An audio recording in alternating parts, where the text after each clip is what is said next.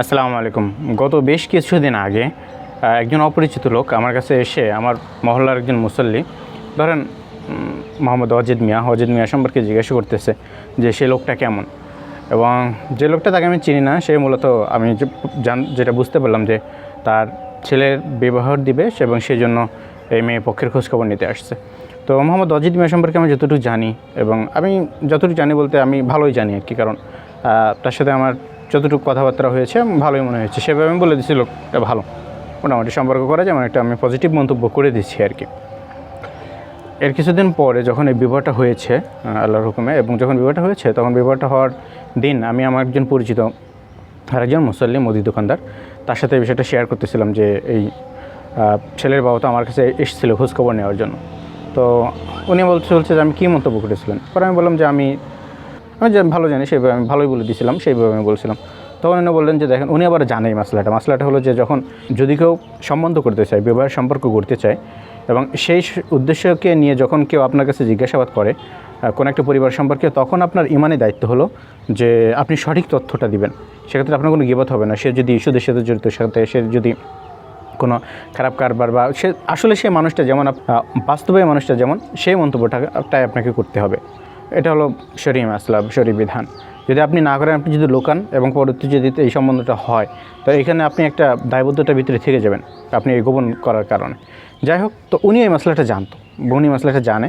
তো এই জন্য উনি আমাকে বলতেছে যে আপনি তো এই পজিটিভ মন্তব্যটা করলেন, আসলে লোকটা তো এমন না। পরে আমি বললাম কেমন? তখন বললো যে ওনার লেনদেন স্বচ্ছ না। মানে ওই দোকানদার নিজে বলতেছে যে আরও 2-3 বছর আগে আমার থেকে 1000-1200 টাকার বাকি নিয়েছে, সেটা দেওয়ার নামে খোঁজ নেয়। এবং আমি প্রথম কিছুদিন চেয়েছি, যার পর আমার বিরক্ত হয়ে চা ছেড়ে, এবং এই ব্যক্তি সম্পর্কে পরবর্তীতে আমি একটু খোঁজখবর নিয়ে জানতে পারলাম যে লোক সুদের সাথে জড়িত, সুদী লেনদেন করে। আচ্ছা, এখন মূল কথায় আসি। এই ঘটনা আমি আপনাদের সাথে কেন শেয়ার করতেছি? আপনাদের সাথে এই ঘটনাটা শেয়ার করার মূল কারণ সেটা হলো যে ব্যবহারের ক্ষেত্রে সাধারণত আমরা খোঁজখবর নেওয়ার জন্য পাড়া প্রতিবেশীর কাছে যায়, নতুবা মসজিদের ইমাম সাহেবের কাছে যায়, নতুবা দেখা যাচ্ছে যে শিক্ষকের কাছে যায়। যে মাদ্রাসায় বা যে স্কুলে পড়ালেখা করতেছে সেই স্কুলের শিক্ষকদের সাথে গিয়ে আমরা পরামর্শ করি বা খোঁজখবর নিই আর কি, সাধারণত এমনটা হয়।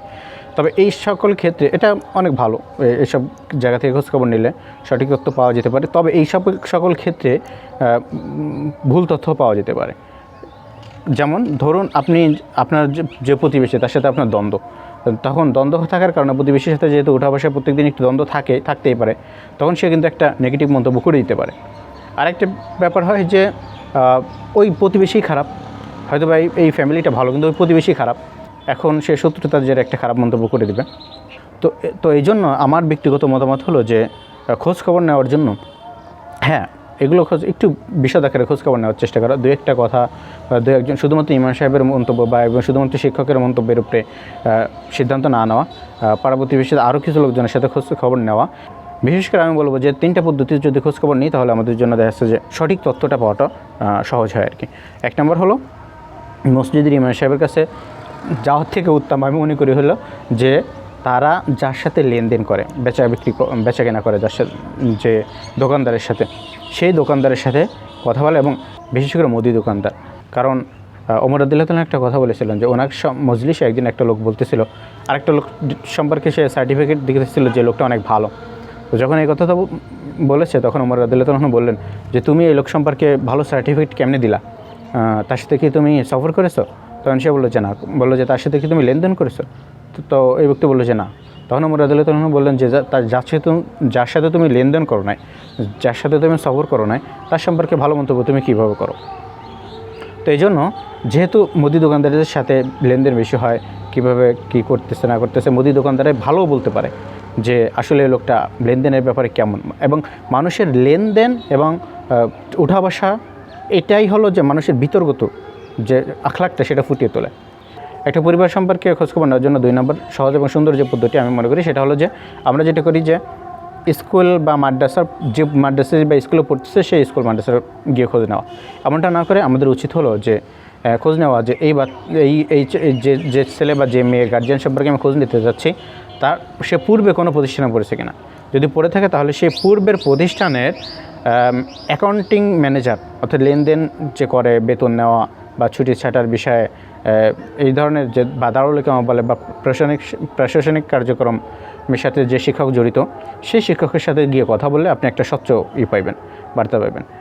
সাধারণত যেটা হয়, আমরা যে স্কুলে পড়তেছে তার যে টিচার বা তার দায়িত্বে আছে যে টিচার, সেরকম একজন পরিচিত টিচারের সাথে কথা বলি।